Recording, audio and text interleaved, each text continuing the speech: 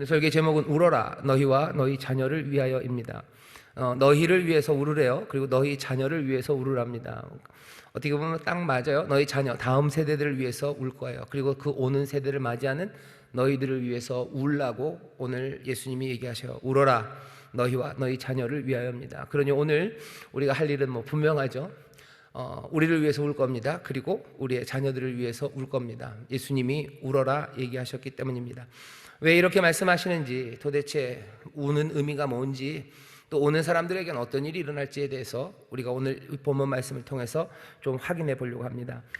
예수님이 잡혀가시는 이야기입니다. 사실은 고난주간에 많이 읽는 말씀이고요, 또 고난주간에 묵상할 거리가 되는 말씀이지만, 오늘은 고난주간은 아니지만 이 말씀을 함께 읽습니다. 예수님께서 이제 드디어 십자가를 치러 그 골고다 십자가 형장으로 지금 이제 가시기 시작하는 부분이 26절부터 시작됩니다. 예수님에 대한 재판이 제대로 된 재판이 아니었죠. 그런데도 예수님은 그 말도 안 되는 불의한 재판을 받으셨고요, 그 재판의 결과로 십자가로 갑니다. 오늘 26절 한 절 딱 구레네 사람 시몬 이야기가 나옵니다. 죄송합니다. 구레네 사람 시몬이요, 그냥 갑자기 가다가 잡혔어요. 가다가 잡히고 그 다음에 십자가를 지게 되고 예수를 쫓습니다. 세 가지죠. 붙잡히고 십자가 지고 그 예수님을 쫓게 해요. 이 모든 세 가지가 다 폭력으로 일어난 일입니다. 붙잡는 것도 힘으로 폭력으로 잡아갔어요. 그리고 구레네 사람 시몬에게 그 십자가의 가로대를 매게 하는 것도 폭력이에요. 그리고는 또 예수님이 가셔야 되는 그 길, 십자가 그곳까지 예수님이 가는 그 뒤를 쫓아가게 하는 것, 그것도 폭력입니다. 재판은 불의했어요. 그리고 또 여기 멈추지 않는 폭력이 있습니다. 불의의 폭력이 지금 더해지고 있습니다. 십자가로 가는 그 길은 그러니 어떤 것 하나도 선한 것이 없고 계속해서 중첩되는 악이 있는 발걸음이었습니다. 그 발걸음을 가는데 오늘 아주 특별한 누가복음에만 나오는 예루살렘의 딸들 이야기가 나옵니다. 백성이 쫓아가요. 그리고 그를 위하여 가슴을 치며 슬피 우는 여자의 큰 무리가 따라갑니다. 여기 백성들이라는 사람들은 바로 앞에 얼마 앞도 아닙니다. 여기 23장 18절 21절에서는 소리를 질렀던 사람들이요, 예수님을 십자가에 못 박으라고 바라바를 놓아주라고 소리 질렀던 그 사람들, 그 백성들이 이제는 또 예수님께서 그렇게 불의한 재판을 당하고 폭력 가운데 끌려가는 걸 보면서는 또 슬퍼하며 따라갑니다. 아이러니죠. 소리 지르던 그 사람들이 이제는 그의 죽음의 비극을 애도하며 따라가고요, 따라가는 그곳에는 가슴을 치며 우는 여인들이 있습니다. 가슴을 치며 운다는 건 어쩌면 슬픔을 표현하는 아주 전통적인 방식이에요. 슬픔을 표현하는 방식이죠. 가슴을 치고 눈물을 흘리며 예수님을 따라갑니다. 그럴 수밖에 없는 게 십자가형이라는 것 자체가 굉장히 잔인하죠. 잔인한 그 형틀에 묶일 사람이에요.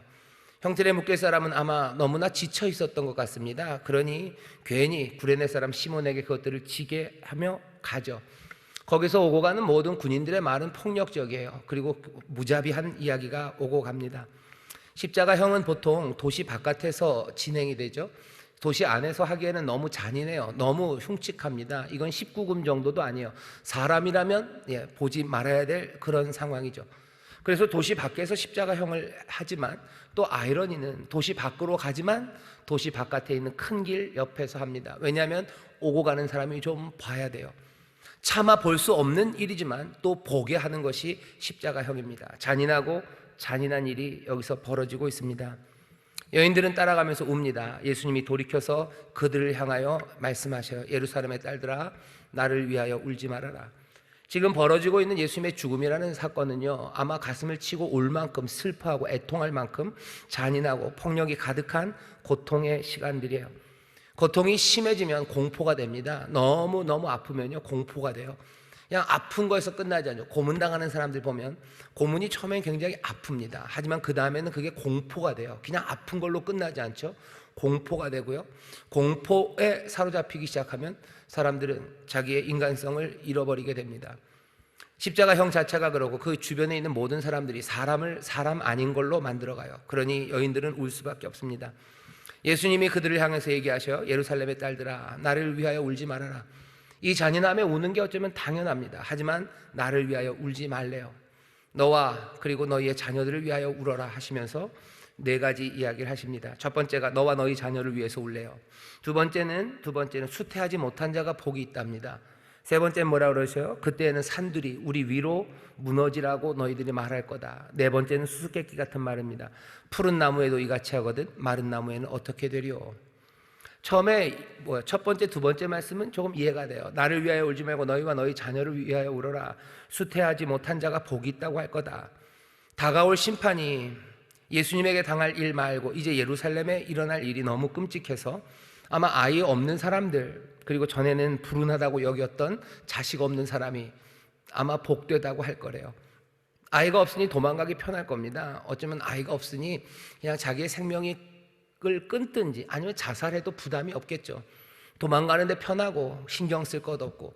왜? 다가올 고난과 그 심판의 사건이 너무나 끔찍하기 때문입니다. 예루살렘 함락과 그 파괴에 대해서 말씀하시는 거예요. 그러니 전에는 참 재수가 없고 운도 없어서 아이도 없네 했던 그 사람들이 아이고 당신은 참 운이 좋네요. 아이가 없으니 얼마나 좋겠습니까? 할 만큼 끔찍한 심판이 예루살렘에 임할 거라는 걸 얘기합니다. 너희를 위해서 울어라. 왜? 더 끔찍한 일이 너희들에게 닥칠 거예요.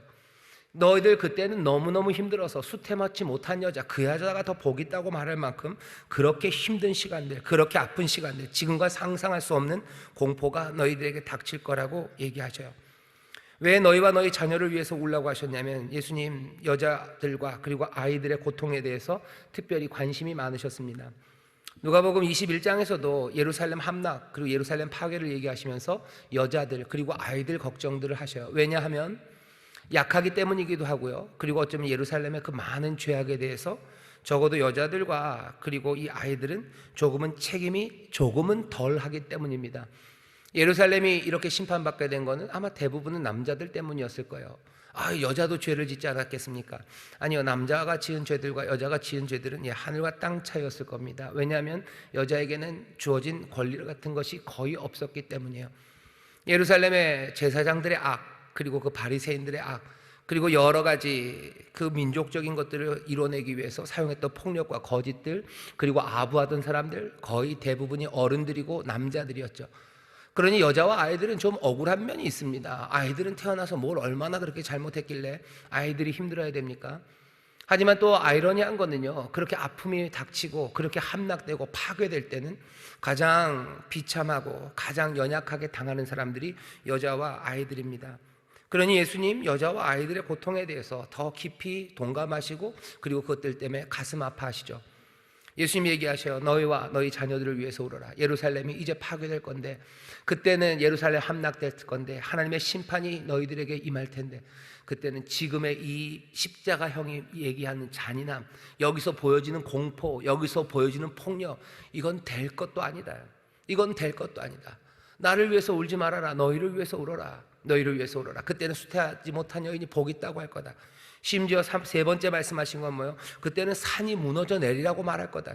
그냥 깔려 죽는 게 낫겠다. 어서 죽는 게 낫겠다라고 얘기할 거래요. 호세아서 10장 8절에 똑같은 말씀이 있고요. 여기 누가복음은 그 말씀을 인용한 것 같습니다. 호세아 10장 8절에 보면 이렇게 되어 있어요. 그때 저희가 산더러 우리를 가리우라 할 것이요 작은 산더러 우리 위에 무너지리라 하리라.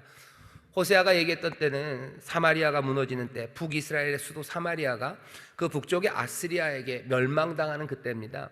한 성이 멸망당한다 하는 건 그냥 조용히 망하는 게 아니죠. 그 군대가 쳐들어오는 거예요. 군대가 쳐들어오면 지금도 전쟁이 나면 정말로 무자비하고 폭력적인 일이 벌어지지만 이 당시만 해도 더 폭력적이고요. 우리가 생각할 때도 참 비인간적인 잔인함이 전쟁에 있습니다. 패대기쳐 죽이고 여러 잔인한 방법으로 죽이고 장난으로 죽이고 불태우고 살인해 강간해 무슨 갈취도 아니죠. 몽땅 다 빼앗아가고 하는 그 일들이 아시리아로 인해서 사마리아에 덮쳐요. 그때는 사람들이 할 말이 없어요. 그냥 산이 덮어버리기를. 그냥 보기도 싫어요. 아니 감당도 안 돼요. 그냥 산에 묻혀 죽는 게 나을 것 같아요. 이 공포 가운데 떠느니 아예 그냥 산이 무너져서 저기 저벅저벅 오는 군인들 소리를 듣고 있느니 아예 그냥 담이 무너져서 죽는 게 낫겠지. 여기서 기다릴 수 없습니다. 호세아가 그런 식으로 예언해요. 그때는 저희가 그 산이 우리를 가리우라고 작은 산더러 우리 위에 무너지리라고 하리라. 그렇게 무시무시한 일들이 벌어질 거라고 얘기하고 누가복음에서 예수님은 그 인용을 합니다. 그때가 그럴 때다. 그렇게 무자비하게 무너지는 그때, 그 아픔이 이제 너희들에게 올 거다 얘기하셔요.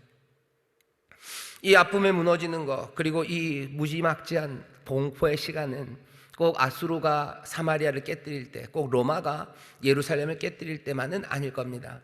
여기 이 말씀을 요한계시록 6장에서도 그대로 인용합니다. 요한계시록 6장 16절에 보면 이렇게 되어 있어요. 산과 바위에게 이르되 우리 위에 떨어져 보좌에 앉으신 이의 낯에서와 또 어린 양의 진노에서 우리를 가리우라.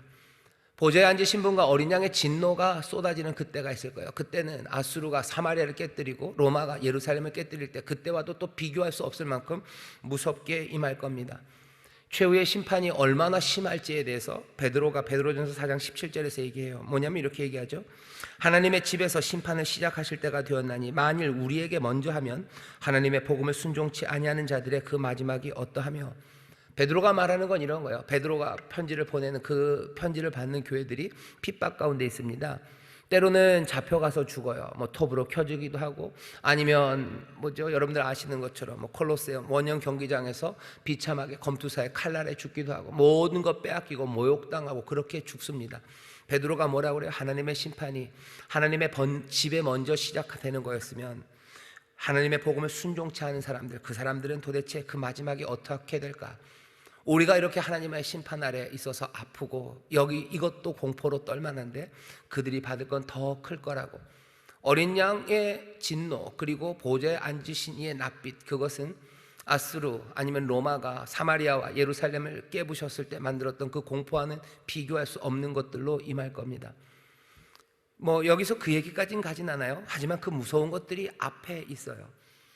푸른 나무 이야기를 합니다. 푸른 나무에도 이같이 하거든 마른 나무에는 어떻게 되리요? 푸른 나무, 마른 나무 하면 유대인들은 바로 에스겔 생각합니다. 에스겔의 환상 중에 있어요. 하나님이 태우셔요. 모든 푸른 나무도 태우셔요. 모든 마른 나무도 태우셔요. 푸른 나무, 마른 나무 할 것 없이 다 태웁니다. 당연히 마른 나무가 더 잘 타겠지만 푸른 나무라도 가만두지는 않으실 거예요. 예수님이 얘기하시는 푸른 나무에도 이같이 하거든 마른 나무에는 어떻게 되리요? 하나님의 심판이 임할 때 푸른 나무 그리고 모든 마른 나무를 태울 겁니다. 하지만 그나마 푸른 나무는 좀 덜 타겠죠. 지금 벌어지는 일 끔찍합니다. 십자가, 무고한 자, 무죄한 자가 십자가를 지고 그 폭력과 잔인함 앞에서 죽어가는 것, 그것들을 애도하는 것, 그건 슬픈 일이에요.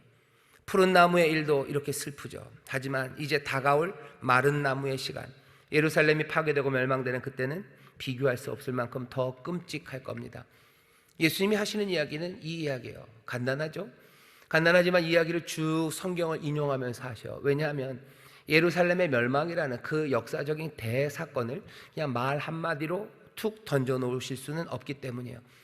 예루살렘은 멸망될 거예요. 함락될 거예요. 파괴될 거예요. 그때는 무시무시한 일이 일어날 거예요. 그러니 지금 나를 위해서 울지 말아라. 너와 네 자녀들을 위해서 울라고 얘기하십니다. 울라고 얘기해요. 나쁜 일, 훨씬 더 나쁜 일이 온다는 이야기입니다. 오늘 우리에게 하시는 말씀이에요. 지금도 만만치 않아요. 지금도 힘듭니다. 하지만 우리 앞에는 더 나쁜 일, 훨씬 더 나쁜 일, 그 일들이 옵니다. 그 일들이 와요. 그런 일들이 안 왔으면 좋겠지만 그 일들이 옵니다. 지금은 모르겠어요. 여러분들 자녀들 공부를 어떻게 잘 하고 있는지, 성실하게 했는지 모르겠는데 사람들이 얘기하는 것들을 보면 학력 격차는 굉장히 심해졌대요. 모르겠습니다. 여기 오신 분들은 학력 격차가 벌어지는 것에 스그머니 미소를 짓는 분이 혹시 오셨는지 모르겠어요. 우리 아이는 위쪽에 있었는데 코로나를 지나면서 더 위로 올라가서 너무너무 신난 분이 계시면 그분은 좀 저를 따로 좀 만났으면 좋겠어요. 저도 좀 배워야 됩니다. 그렇지는 않을 겁니다. 학력 격차 훨씬 더 커졌어요. 빈부 격차 훨씬 더 커졌어요. 미국은 더 심하고요. 우리나라도 이 빈부의 격차가, 기업 간의 격차가 너무 커졌어요. 전에도 그 불평등이 사람들을 힘들게 했습니다. 앞으로는 단언할 수 있습니다. 훨씬 더 나빠질 겁니다. 사람들의 마음이 갈라졌어요. 이전에도 우리나라가 뭐 서로 화합하고 모두가 한 마음은 아니었지만 지금은 더 많이 갈라졌어요. 앞으로 오는 시간은 더 많이 갈라집니다. 전에도 갈라진 것들로 사람들이 미워하고 또 미워하다 보니 편 갈라지다 보면 진리라는 것, 참되다는 것, 그것들은 아무것도 아닌 게 돼버려요. 진영 논리라는 거에 따져서 말도 안 되는 거짓말을 참이라고 우기는 사람들, 참을 거짓이라고 우기는 사람들, 세상은 기준을 잃어버리고 그리고 참된 거, 올바른 거, 그것들은 무너져 버립니다. 그 일은 더 심해질 겁니다. 앞날은 어떻게 돼요? 더 나쁩니다. 훨씬 더 나쁩니다. 코로나가 시작되기 전만 해도요, 집값이 굉장히 많이 올랐습니다. 지금은 죄송합니다. 훨씬 더 나쁩니다. 나쁜 게 집값이 계속 올라갈지 안 올라갈지도 모르고요. 또 이게 폭락하면 또 그것대로 나쁩니다. 우리의 앞날은 굉장히 나쁩니다. 우리의 자녀들이 살아갈 대한민국, 우리의 자녀들이 꿈을 키워야 되는 이 한반도는 이전보다 더 좋아지는 것 같이 보이지 않습니다. 아마 지금도 예수님이 우리 가운데 오시면 분명히 얘기하실 거예요. 내일은 지금보다 훨씬 더 나쁠 거예요. 훨씬 더 힘듭니다. 그날들이 우리의 앞에 있습니다. 내 자녀들이 양극화해서 그 윗꼭대기에 타고 있다고 너무 안심하지 마세요. 윗꼭대기에 탄 사람들이 살아가는 그 세상은 결국은 갈라진 세상을 사는 거예요. 내가 배 높은 곳에 있다고 기뻐할 일은 아니에요. 왜? 양극화라는 거 배를 갈라놓습니다. 그것이 먼저 가라앉나 나중 가라앉나의 문제지, 먼저 슬픈가 나중 슬픈가의 문제지, 갈라진 것들은 가라앉게 돼 있어요. 오늘 예수님이 우리에게 주시는 말씀은 슬프지만 더 나쁜 일, 훨씬 더 나쁜 일이 우리 가운데 온답니다. 어찌 해야 됩니까? 나쁜 일이 오면 어떻게 됩니까? 나쁜 일이 온다면 우리는 어떻게 해야 될까? 할 수 있는 일이 있으면 하면 됩니다. 그런데 예수님이 오늘 그 여인들을 향해서 울라고 얘기하셔요. 순진무구한 사람들이 고통받을 겁니다. 예루살렘이 함락될 때 여자들과 아이들이 고통받을 거예요. 예수님 죄 없으신 이가 지금 고통받으십니다. 끔찍한 일이죠. 하지만 그 앞에는 더 큰 고통이 있습니다. 이런 말도 안 되는 고통 앞에서 하나님은 예수 그리스도를, 그 아들 예수를 십자가, 그 불의와 그리고 그 나쁜 일에서 면해주지 못하십니다.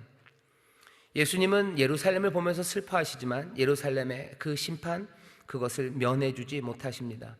모면하지 못합니다. 모면케 못합니다. 그랬으면 예수님이 그렇게 하셨을 거예요. 모면시키지 못하죠. 여기 부모님들이 계셔요. 우리가 우리의 자녀들의 이 더 나쁜 상황을 우리는 모면시킬 수 있나? 아이들이 십자가로 걸어가야 되는 그 길, 그 아픔의 사건들, 그 앞에 있는 이것들을 우리가 다 피하게 만들 수 있을까? 그거 안 되죠. 그게 안 됩니다. 예수님은 그럼 어떻게 하십니까? 예루살렘을 그 파괴해서 모면시키지 못해요. 예루살렘이 파괴되지 않도록 예수님이 막아주시고 피하게 해주시지 못하십니다.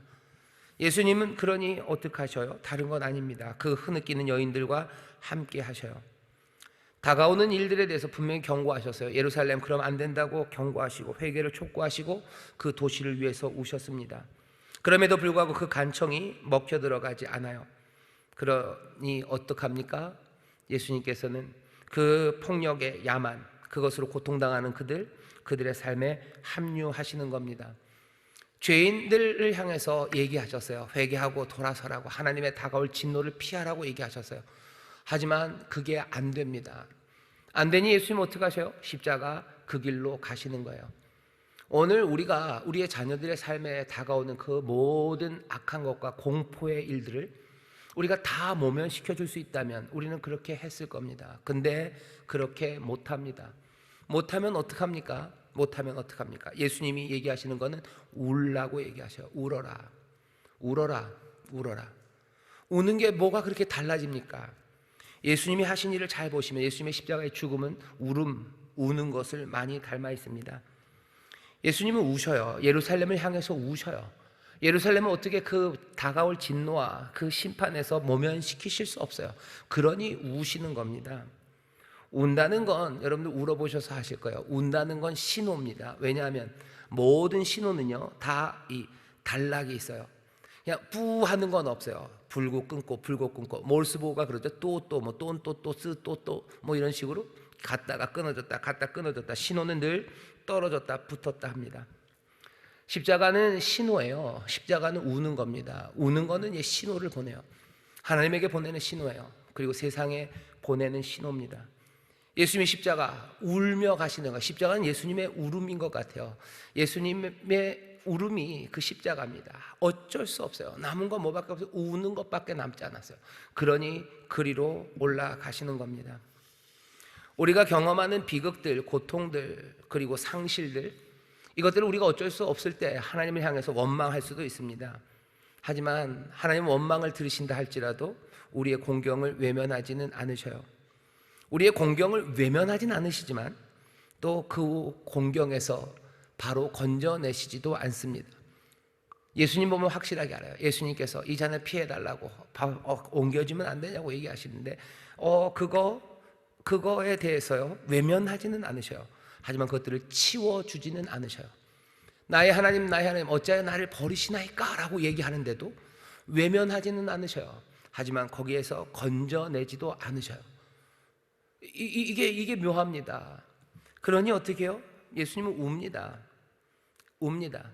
이스라엘이 예루살렘이 스스로에게 가져온 파괴와 심판이요, 인류가 자기 스스로들에게 가지고 온 파괴와 심판입니다. 그것들을 멈출 수 없다는 걸 예수님이 아셔요. 심판을 예수님이 멈추실 수 있어요? 멈추실 수 있으면 멈췄겠죠. 그거 오지 않도록 이미 회개를 촉구하고 뭘 해봤지만 다 안 됩니다. 어쩔 수 없는 그 슬픔과 그리고 아픔, 파괴, 그것들이 옵니다. 멈출 수 없을 때 예수님은 어떻게 하십니까? 십자가로 가십니다. 십자가로 가셔요.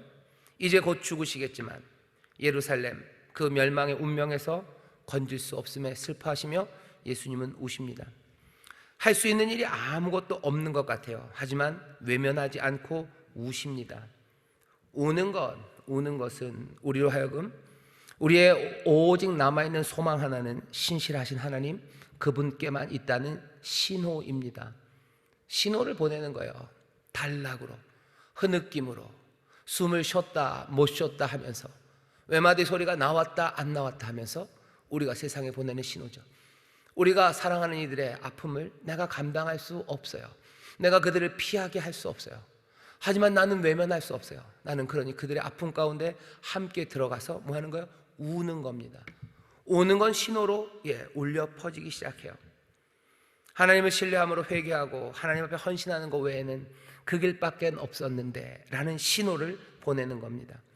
십자가는 그런데 우리가 알고 있는 것은 십자가는 십자가에서 끝나지 않아요. 울며 끝나지 않아요. 우리가 보낸 신호는 그냥 망망대에다가 사이다병에 편지 하나 꽂고 무슨 촛농으로 닫아서 던져도 영화 보면 어디 가서 닿습니다. 아들의 울음은, 아들의 죽음은, 그 십자가는 그냥 허망한 신호로 끝나지 않아요. 그 신호에는 대답이 옵니다. 꽤나 오랜 신호고 꽤나 아픈 신호입니다. 십자가 그 뒤에 우리는 어떤 대답이 오는지 우리는 알아요. 그 대답은 빈 무덤입니다. 빈 무덤이라는 기적이죠. 빈 무덤이라는 우리는 상상할 수 없는 그 역전이 우리 앞에 펼쳐집니다. 울어라 너희와 너희 자녀를 위하여. 왜? 할 수 있는 건 그거밖에 없어요. 도망갈 수는 없어요. 막을 수도 없어요. 외면할 수도 없어요. 내가 어떻게 할 수 없습니다. 그러니 나는 웁니다. 그 우는 것들은 신호가 되어 십자가가 보여주는 것, 그 뒤에 빈 무덤이 우리에게 보여주는 것, 그 눈물 뒤에, 그 울음 뒤에 기쁨으로 단을 거두는 것, 그것들을 보이셔요. 울며 씨를 뿌리는 사람, 그 사람이 기쁨으로 단을 거둘 거라고 얘기하셔요. 이건 뭐 때문에 그래요? 씨를 뿌리면 낫게 하시는, 거기서 곡식이 자라게 하시는 하나님, 그 하나님의 은혜와 신실하심이 있기 때문이에요. 왜 울며 씨를 뿌리면 기쁨으로 단을 거둡니까? 왜 울며 씨를 뿌렸는데 단을 거둘 만한 곡식이 나옵니까? 씨를 곡식이 되게 하시는 하나님의 신실하심과 하나님의 은혜가 있기 때문입니다. 우십시오. 그 일밖에 우리가 할 수 있는 일이 없습니다. 우리가 처절하게 우는 동안 세상에 우리가 선포하는 이야기들과 보내는 신호들이 있습니다. 세상의 방법들, 그리고 세상의 모든 수단들, 그것들이 잘못되었었다라는 이야기를 우리는 세상에 선포하는 거예요. 사람의 길로 안 된다라는 이야기를 선포하는 겁니다. 엄마들이 울어요. 내 아이를 위해서 웁니다. 내 아이가 잘 되게 하겠다고 했던 모든 세상적인 수단들, 뭐 교육의 방법들, 아니면 무슨 경제적인 무엇들, 아니면 역사의 무엇들, 그 모든 것들이 우리의 삶을, 그리고 우리의 자녀들의 삶을 정말로 복되고 행복하게 만들 수 없다는 것에 대해서 통렬하게 세상에 외치는 외침이 우리의 울음이요, 세상이 잘못되었다는 울음입니다. 세상이 잘못되었다는 분명한 선포요, 그리고 그 신호를 세상에 보내는 거예요. 동시에 그러니 그 죄악된 것에서 돌아오라는 부름입니다. 이 부름은, 이 신호는요, 하늘을 향해서 하나님께로 갑니다. 그리고 이 신호는 세상으로 가요. 그리고 이 신호는 우리의 자녀들에게로 갑니다. 우는 울음은 그냥 사라지지 않아요. 아벨의 피가 땅에서 부르짖는다고 그러죠. 아벨의 피가 땅에서 부르짖는데 하물며 하나님의 아들의 피가, 그 땅에 떨어진 피가 아무 일도 안 하고 그냥 허전하게 거기 있겠느냐 얘기하셔.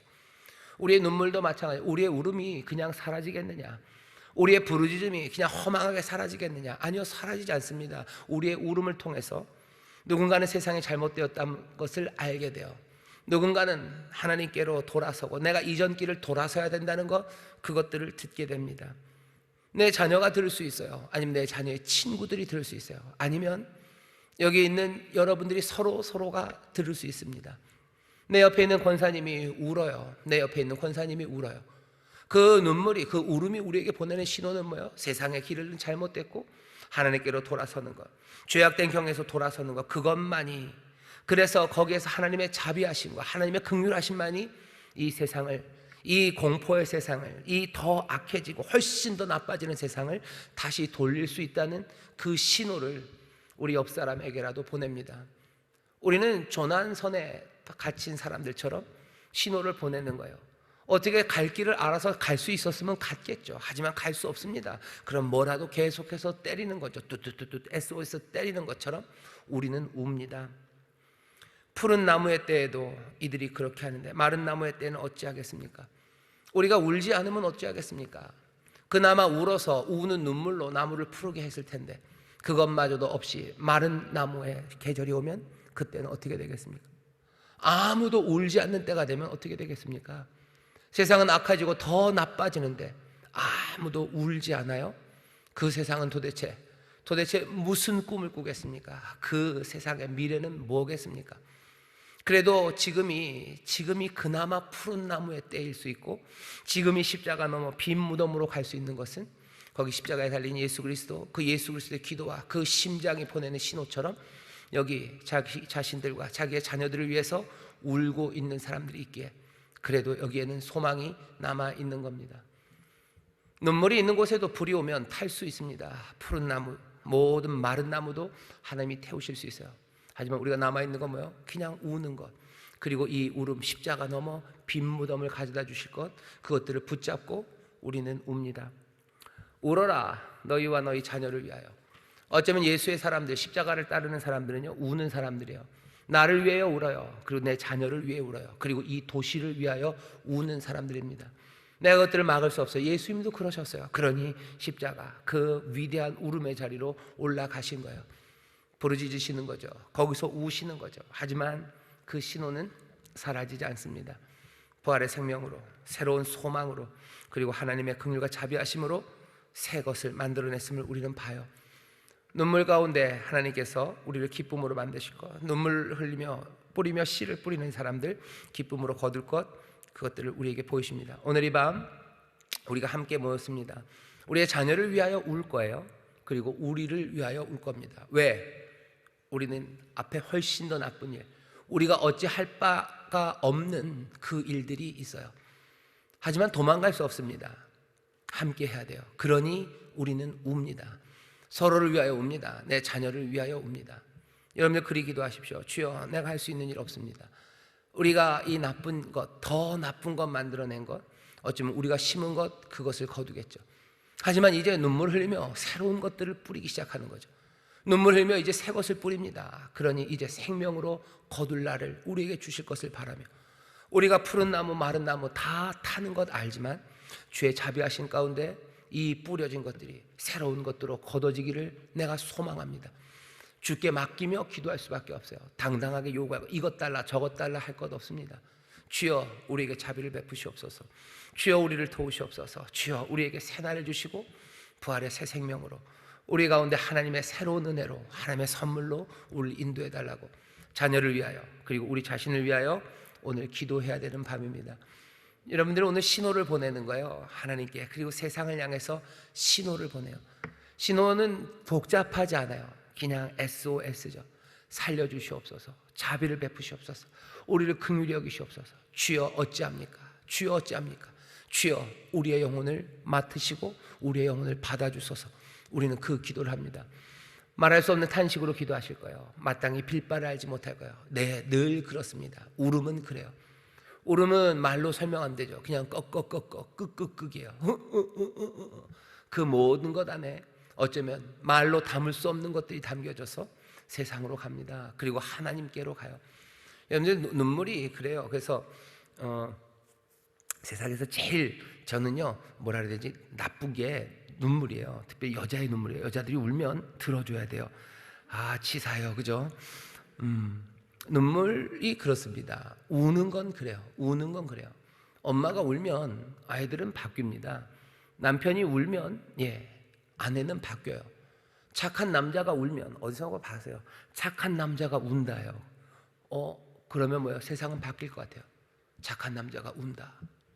그 말 한마디가 세상이 바뀌어야 될 것 같고 내 삶이 바뀌어야 될 것 같죠.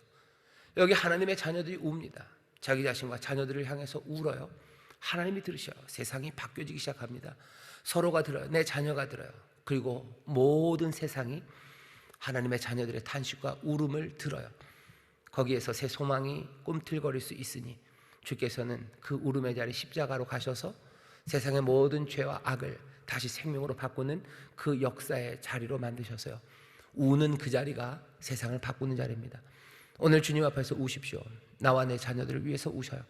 내가 마땅히 할 능력이 없으나 주의 자비하심으로 주의 긍휼하심으로 주님 붙잡아 주시고 주님 푸른 나무 마른 나무 다 태우는 날인 걸 아나 주여 주께서 그 깡마른 몽땅 다 타버린 죽음 그 빈 무덤에 생명 그것을 만든 빈 무덤 만든 거 아시오니 마른 나무 푸른 나무 다 탔을지라도 주께서 다시 생명으로 일으켜 주실 것 그거 믿습니다. 여러분 그 믿음을 가지고 모두가 다 함께 주 앞에 나와 함께 우는 이 밤 주께서 우리의 신호를 들으시고 주께서 우리에게 긍휼과 자비하심을 베풀어 주실 줄 믿습니다. 기도하겠습니다. 하나님 더 나쁜 일 훨씬 더 나쁜 일이 우리 앞에 있음을 압니다. 어찌합니까? 주께서 울라고 하십니다. 슬퍼하고 울며 주 앞에 나옵니다.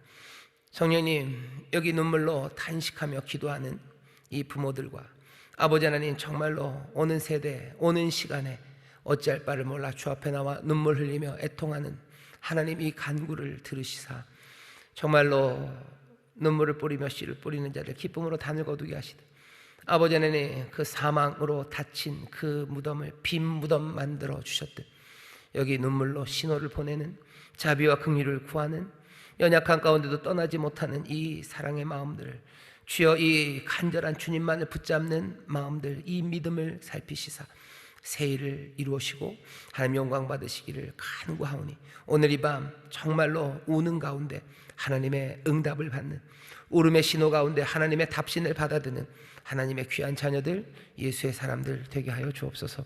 감사드리며 예수님 이름으로 축복하며 기도하옵나이다. 아멘.